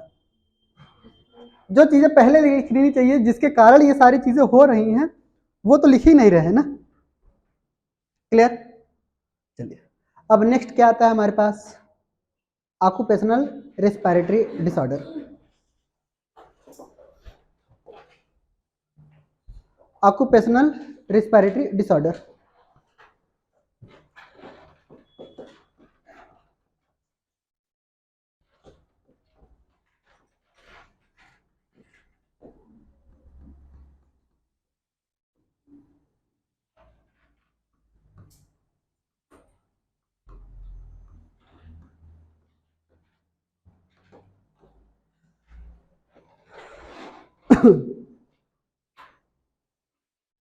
क्लियर? सुन देते हैं से। ऑक्यूपेशनल लंग्स डिसऑर्डर या रिस्पिरेटरी डिसऑर्डर में क्या होता है, हम आपको पहले साफ साफ समझा रहे हैं। हमारे यहाँ क्या होती है, कई सारे ऐसी इंडस्ट्रीज होती हैं, ठीक है। ऑक्यूपेशनल का मतलब हमारा ऑक्यूपेशन डिपेंड करता है किस तरीके से हम वर्क कर रहे हैं, हम किस वर्क कल्चर में हैं, ठीक है। हमारे इंडिया में क्या है कि कई सारे ऐसे इंसान होते हैं जो मजदूर होते हैं, लेबर वर्क करते हैं। तो लेबर वर्क अक्सर कहाँ कहाँ करते हैं, ठीक है। या तो फिर उस वो कोल माइंस में करेंगे, ठीक है, या तो वुलन का फैक्ट्रीज में करते हैं, वहाँ पे डस्ट पार्टिकल उड़ते हैं। या तो फिर ऐसे होते हैं जहाँ पे लकड़ी वगैरह काटी जाती हो, चीरी जाती हो, ठीक है, फर्नीचर वगैरह करते हो, वहाँ पे भी तो बहुत सारे धूल मिट्टी कण उड़ते हैं। या फिर खेतों में भी काम करते हैं, तो थ्रेसिंग के दौरान जो डस्ट पार्टिकल उड़ते हैं, वहाँ पे भी ऐसे ही हाल होता है। तो ऐसे सिचुएशन में क्या है कि कई सारे ऐसे ऑक्यूपेशन हैं जहाँ पे हमेशा डस्ट पार्टिकल क्या होते रहते हैं? उड़ते रहते हैं, ठीक है।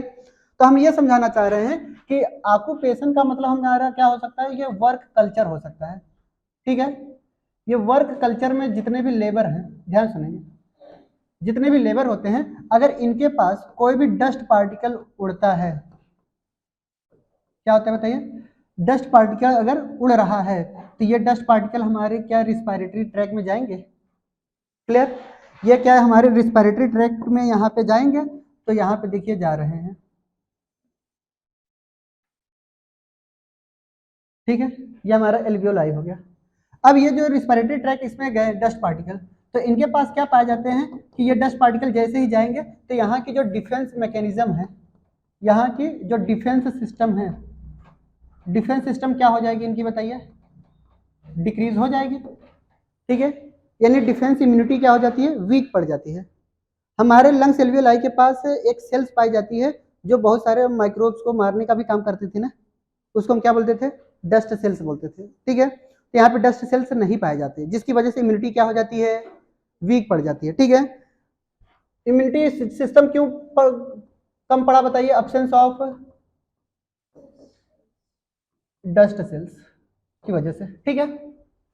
अब ये जैसे यहाँ पर क्या हुए, पार्टिकल्स यहाँ पे गए, ध्यान समझेंगे, यहाँ पे कोई भी पार्टिकल्स गए, तो यहाँ पे पार्टिकल्स जो गए, तो यहाँ पे जाने लगेंगे, यहाँ पे जाने लगेंगे, यहाँ पे जाने लगेंगे, तो ये क्या बना लेते हैं? लंग्स के अंदर बहुत ज्यादा फाइबर बनाने लगते हैं। क्या बनाने लगते हैं बताइए? कई सारे ऐसे ऐसे फाइबर बनाने लगते हैं।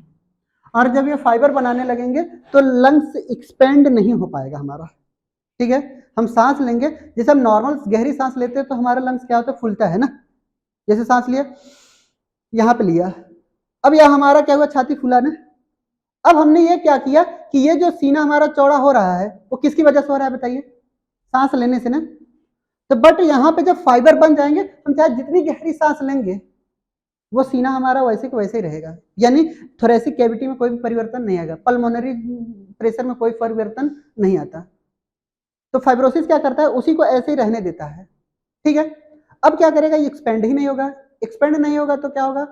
सांस ही नहीं अंदर जाएगी, तो कई बार सांस लेने में हमें तकलीफ होने लगती है, ठीक है। तो ये क्या होता है, ये एक बीमारी हो जाती है, उस बीमारी को हम बोलते हैं लंग्स फाइब्रोसिस। इसी को हम क्या बोलते हैं, लंग्स फाइब्रोसिस बोलते हैं। और ये जरूरी नहीं है ये फाइब्रोसिस कोई एक ही हो, ये लंग्स फाइब्रोसिस कई तरीके की होती हैं। जैसे अगर कोल माइन पे वर्क कर रहे हैं तो उसको हम बोलते हैं ब्लैक लंग्स डिजीज डिसऑर्डर, ठीक है।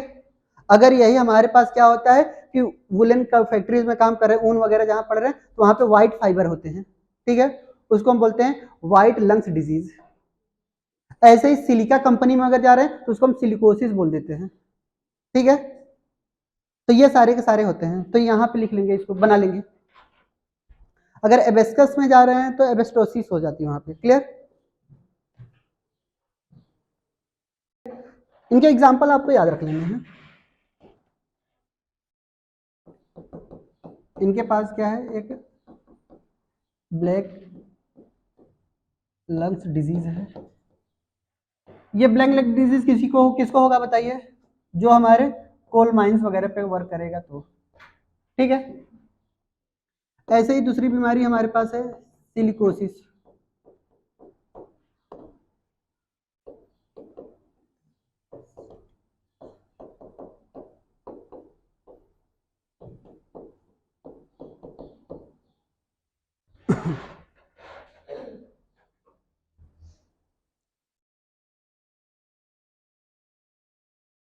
क्लियर। ये सब बीमारी किससे रिलेटेड है, एयर से ही तो रिलेटेड है ना, डस्ट से। इसलिए कई भाषा में इनको हम ऐसे बोलते हैं,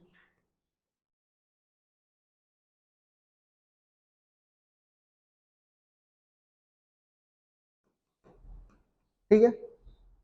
एयर से रिलेटेड जितनी बीमारी होती है ये हमारे डॉक्टर भाषा में ये बोलते हैं, ये इन्हीं के अंतर्गत आती हैं, ठीक है। हो गया, चलिए एनसीईआरटी से लिख लीजिएगा, वो सारी चीजें बता दिया है, किसी कोई तकलीफ नहीं। इसमें ध्यान से सुनिएगा, हम बोल दे रहे हैं, जितना लिखना था वो जो क्वेश्चन उठने थे वो उठा दिए हम यहाँ से। सुनिए ध्यान से, इसमें लिखा है कि in the certain industries, specially कहाँ पे, दोज इन्वॉल्विंग इन ग्राइंडिंग, ठीक है, स्टोन ब्रेकिंग, या फिर much dust is produced that we defence mechanism of the body can not be fully cope up with situation, ठीक है। हमारी जो बॉडी होती है वो उसके खिलाफ क्या होती है, कोप अप नहीं कर पाती, ठीक है, उनका साथ नहीं दे पाती। ऐसे सिचुएशन में क्या होगा, जो लॉन्ग एक्सपोजर होता है can give rise to inflammation leading to the fibrosis, ठीक है। फाइब्रोसिस का मतलब क्या है कि यहाँ पर जो फाइबरस टिश्यू होते हैं उनका प्रोलिफरेशन हो जाता है, क्या हो जाता है, हाँ, ये जो आपको दिखाई रहे फाइबरस टिश्यू, इनका क्या हो जाता है, प्रोलिफरेशन। प्रोलिफरेशन का मतलब क्या होता है, ब्रेक डाउन होना, ठीक है। फाइब्रस टिश्यू, लंग्स के अंदर जो फाइब्रस टिश्यू होते हैं उनका क्या हो जाता है, प्रोलिफरेशन हो जाता है, ठीक है, जिसकी वजह से ये बीमारी होती है। दूसरा पॉइंट ये लिखा है कि एंड दस causing serious lungs damage, worker in such industries should wear, क्या लिखना है, प्रोटेक्टिव मास्क वगैरह, ठीक है। ये तो आज भी हम लोग बिना अच्छे इन्वायरमेंट रहने के बावजूद मास्क लगाना सीख गए हैं ना। कोरोना जब से आया मास्क तो पता ही चल गया है उसकी वैल्यू ना।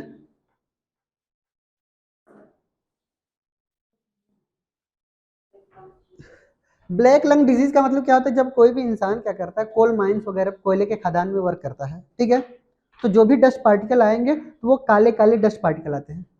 तो जब भी हम सांस लेते हैं तो वो जो ब्लैक ब्लैक हमारे पास क्या कहते हैं कोल माइंस होते हैं, वो हमारे लंग्स के अंदर जाकर के बैठ जाते हैं, पूरा का पूरा लंग्स ही अपीयर होने लगता है ब्लैक की तरह, ठीक है। इसलिए ब्लैक लंग्स डिजीज बोलते हैं उसको हम, पूरा का पूरा कोल माइंस ही अंदर चला गया है, तो उसका अपीयरेंस कैसा होगा, ब्लैक होगा। ये जितने भी रिस्पिरेटरी डिसऑर्डर आपको दिखाई दे रहे, सिलिकोसिस, एबेस्टियोसिस, पेरिनियोसिस, ये सब के सब, ठीक है, ये एयर से ही रिलेटेड बीमारी है, ठीक है। तो एयर से रिलेटेड बीमारी है, इसलिए इनको हमने क्या बोला, निमेनो बोल दिया, ठीक है। और ये जो बीमारी हो रही है कोसिस बोल दिया इसको, क्लियर। आगे बढ़े, चलिए अब आउट ऑफ सिलेबस थोड़ा जा रहे हैं ना, सुनिए ध्यान से। एक बीमारी हमारे पास लास्ट बीमारी आती है, ब्रोंकाइटिस,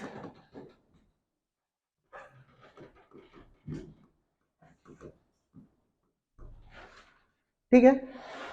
कहीं पे भी अगर आईटिस टर्म लग जाए, कैसा टर्म लग जाए बताइए, आईटिस टर्म लग जाए तो समझ जाइए क्या हुआ है, इन्फ्लामेशन हुआ है। क्या हुआ है बताइए, हाँ कहीं पे भी अगर आईटिस टर्म लग रहा है तो समझ जाइए इन्फ्लामेशन है, ठीक है। और इन्फ्लामेशन कहाँ पे, ब्रोंकाई, इन कहाँ बताइए, ब्रोंकाई। अच्छा ब्रोंकाई में मेन रीजन क्या हो सकता है बताइए, ड्यू टू स्मोकिंग, ठीक है।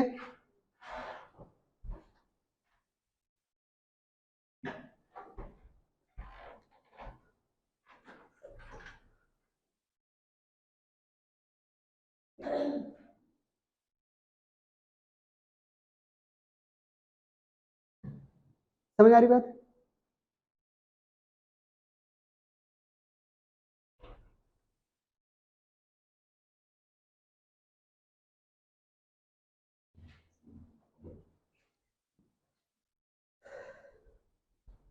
आगे बढ़े।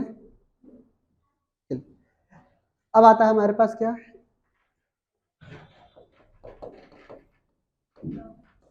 यॉर्निंग आती है, ठीक है। यानी जिसको हम हिंदी में क्या कहते हैं, जमुहाई बोलते हैं ना, आप लोगों के यहाँ क्या बोलते हैं, यानी ही बोलते हैं। है।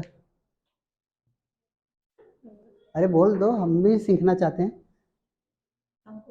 कंपो, कंपो बोलते हैं, अच्छा तुम्हारी लैंग्वेज कंपो, तुम लोग और किसी की लैंग्वेज में कुछ और बोलते हैं, गुटका, कोटका, अच्छा सबकी अलग अलग भाषा है ना, हमारे यहाँ जमुहाई बोलते हैं उसको, ठीक है। ऐसा क्या होता है इनमें, सुनेंगे। कई बार अक्सर हम लोग अगर आपसे पूछते हैं कि क्यों इतना यॉर्निंग कर रहे हो, तो बहुत लोग बताते हैं सर आप इतना बोरिंग पढ़ाते हैं, मजा ही नहीं आता, इसलिए जमुहाई आती है, ठीक है, इसलिए यॉर्निंग आती है। असली रीजन मैं बता रहा हूँ, मैं पढ़ाता अच्छा हूँ, ठीक है, रीजन मैं बता रहा हूँ क्या है। होता क्या है कि जब बहुत ही ज्यादा प्रोलॉन्ग्ड स्लो इंस्पायरेशन हो जाए, क्या बोला, इसका मेन कारण क्या है, इट इज ड्यू टू बताइए रीजन, प्रोलॉन्ग्ड इंस्पायरेशन नहीं, स्लो इंस्पायरेशन, बहुत धीरे धीरे लेते हैं ना सांस, वाया माउथ, ठीक है, बहुत आराम से लेते हैं या करके ना, बहुत तेजी से। तो यानी क्या है कि ये चीजें क्यों होती है, मैं आपको समझा रहा हूं। जब हमारी बॉडी में CO2 का लेवल बढ़ जाए बट हमारी बॉडी रेस्ट कंडीशन में हो तब, क्या बोला, जैसे हम लोग क्या हुए कि अचानक मुझे सो करके उठा और तुरंत क्लास लेने चला आया, हमारी बॉडी अभी एक्टिव स्टेट में आई नहीं, फिर भी हमने क्या किया, पढ़ना स्टार्ट किया, ठीक है। तो जो CO2 का लेवल हमारे बॉडी में था, अब वो किसके थ्रू निकलेगा बताइए, माउथ के थ्रू निकलने लगता है, ठीक है। यही हमारे पास यॉर्निंग का मेन रीजन होता है। और ऐसे में क्या होता है, यॉर्निंग के लिए जो जिम्मेदार होता है वो कॉन्ट्रेक्शन होता है, किसके लिए, डायफ्राम मसल्स, डायफ्राम मसल्स एकदम आराम से कॉन्ट्रैक्ट होता है, और आराम से कॉन्ट्रैक्ट होने के चक्कर में डायफ्राम मसल जब ऐसे नीचे जा रहा था तो हमारी शरीर अंगड़ाई लेने लगती थी, ऐसे ऐसे करने लगते हैं, यानी ये मसल्स जो होती है इस पे प्रेशर बनता है, आपने कभी भी नोटिस किया होगा तो, क्लियर। तो यानी डायफ्राम मसल जब धीरे धीरे जा रही होती तो ऐसा लगता है कुछ यहाँ हो रहा है, हम लोग ऐसे ऐसे करने लगते हैं, ये क्या हो रहा है, ठीक है, समझ आ रही बात। तो यानी क्या है कि यहाँ पे क्या हुआ, क्यों हो रहा है बताइए, स्लो कॉन्ट्रेक्शन हुआ, क्या हुआ बताइए, स्लो कॉन्ट्रेक्शन हुआ, किसके अंदर, डायफ्राम के अंदर, इसलिए स्लो कॉन्ट्रेक्शन होने की वजह से स्लो इंस्पायरेशन भी हो रहा है, ठीक है। और ये भी कब, जब हमारे पास CO2 का लेवल क्या हो बताइए, इंक्रीज हो, तो ब्रीदिंग रेट हमारी क्या हो जाती है, घट जाती है, ठीक है। क्यों, क्यों घटी बताइए, अभी तक तो कहा सर जी ब्रीदिंग रेट बढ़नी चाहिए, क्यों घटी बताइए, क्योंकि हमारी जो, चूंकि हमारे पास क्या है बताइए, बॉडी अब हमारी कैसी है बताइए, remain remain in active state. हमारी बॉडी जो है अभी एक्टिव स्टेट में नहीं आई है, इसलिए। क्लियर? ये तभी होता है जब ब्रीदिंग रेट भी स्लो हो और CO2 का लेवल भी बढ़ा हो। हमें यॉर्निंग नहीं आएगी, क्यों? क्योंकि हमारी बॉडी कैसी है बताइए? एक्टिव स्टेट में है। हम पढ़ा रहे हैं और चल फिर रहे हैं तो हमारी बॉडी कैसी है? एक्टिव स्टेट में है। समझ आ रही बात? आपकी बॉडी रेस्ट में है। समझ आ रही बात? आपकी बॉडी रेस्ट में है, अब CO2 का लेवल बढ़ रहा है, तब यॉर्निंग आएगी। CO2 का लेवल भी बढ़े और ब्रीदिंग रेट भी ना घटे, तब होता है ऐसा। क्लियर? यॉर्निंग आता है।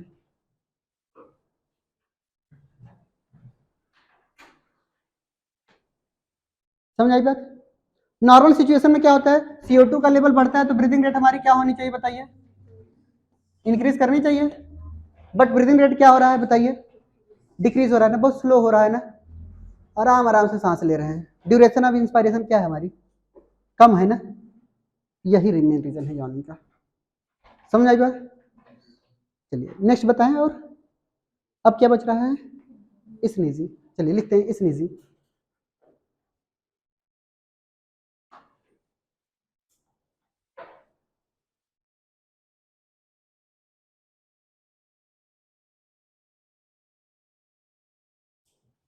पढ़ाएं, समझते हैं स्नीजिंग क्या है।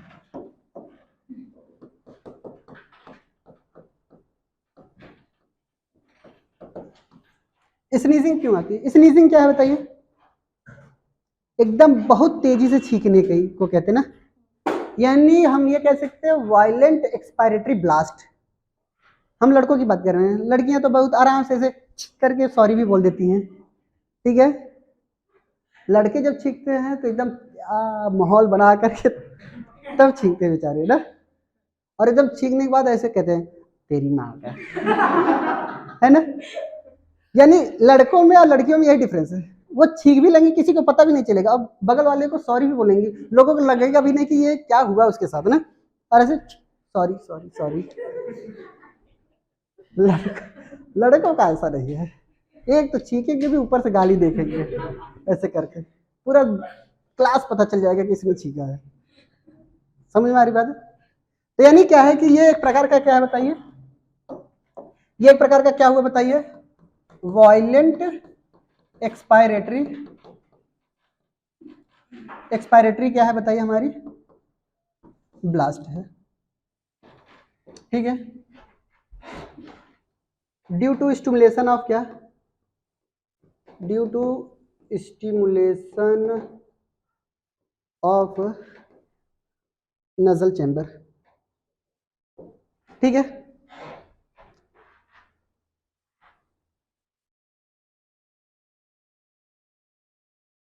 कई बार ऐसे जो हमारे पास ऐसे पार्टिकल होते हैं जो हमारे नजल चैम्बर में आकर के फंस जाते हैं ना, और उसको तुरंत फेंकना होता है, हटाना होता है, उसी की वजह से ये चीजें होती हैं हमारे यहाँ। एक लास्ट पॉइंट है सर, बस उसके बाद बंद करते हैं। 1 घंटा? वो तो दोबारा हुआ है, इससे पहले आधे घंटा था। हो गया? ज्यादा समय हो जाता है क्या? बस ये लास्ट पॉइंट है, चैप्टर खत्म ही हो गया है ना। ठीक है। हिचकी ना, अरे वाह, ये तो भूल ही गए ना।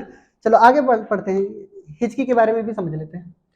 चलिए देखते हैं स्पेलिंग क्या होती है। ऐसे ही होती है, डबल सी है। चलो डबल, हमें क्या, हमें तो हिचकी से मतलब है ना।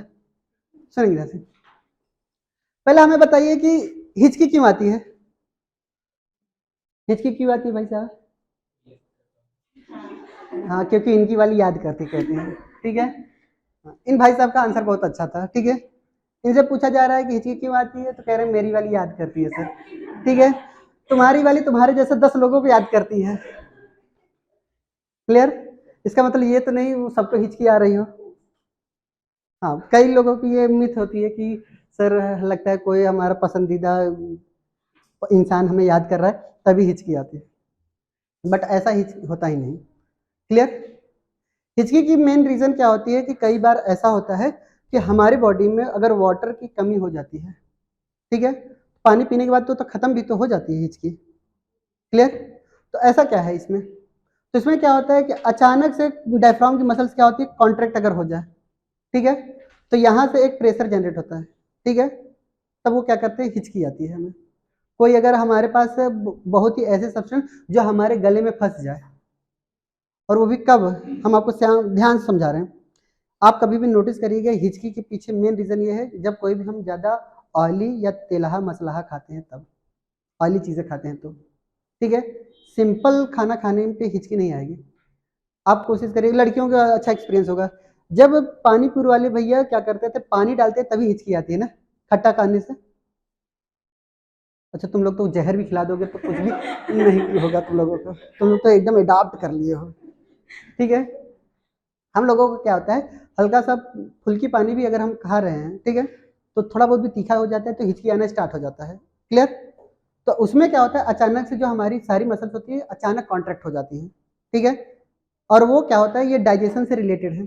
डाइजेशन से रिलेटेड क्या है, जब हमारे पास यहाँ पे क्या होता है कि जाता है, तो यहाँ पर स्टमक के आसपास, क्लियर, हमारे पास डायफ्राम की मसल्स होती हैं। डायफ्राम मसल्स उससे स्टिमुलेट हो जाती हैं और वो तुरंत कॉन्ट्रैक्ट हो जाती हैं। और जब डायफ्राम की मसल्स जब भी तुरंत कॉन्ट्रैक्ट होंगी, क्यों, क्योंकि उनके आसपास कैसा आ गया है, मसाला चीज़ें आ चुकी हैं, ये तुरंत कॉन्ट्रैक्ट अपने आप को उनसे दूर भागने की कोशिश करती हैं। और जब दूर भागेंगे तो ये क्या होंगे, दूर भागने का मतलब नीचे जाएंगे, तभी हमें अचानक क्या होता है, हिचकी आती है। समझ बात, यानी यहाँ पे क्या है, स्लो कॉन्ट्रेक्शन हो रहा था, बट यहाँ पे क्या होगा बताइए, फास्ट या फिर रैपिड कॉन्ट्रेक्शन, कॉन्ट्रेक्शन ऑफ कैसा मसल्स, डायफ्राम मसल्स, ठीक है। अब तो ये नहीं कहोगे ना मेरी वाली याद कर रही है, ठीक है। हाँ, प्यार में अंधे इतने होते हैं हम लोग का पहला ख्याल यही आता है। हमारा तो मानना है कि जिंदगी में लोगों को एक बार जिंदगी में जरूर करना चाहिए प्यार, ये पता करने के लिए क्यों नहीं करना चाहिए, ठीक है।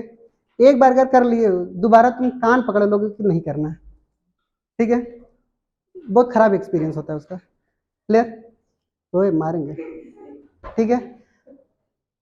समझ रहे हैं बात हमारी, एक बार तो जरूर करो ताकि ये पता चल जाए क्यों नहीं करना चाहिए। समझ आ रही बात, खत्म चैप्टर, और क्या, और कुछ बचा हुआ है। चलिए हेडिंग डालते हैं, बॉडी फ्लूइड एंड सर्कुलेशन, इसको बंद कर दो भैया, ठीक है।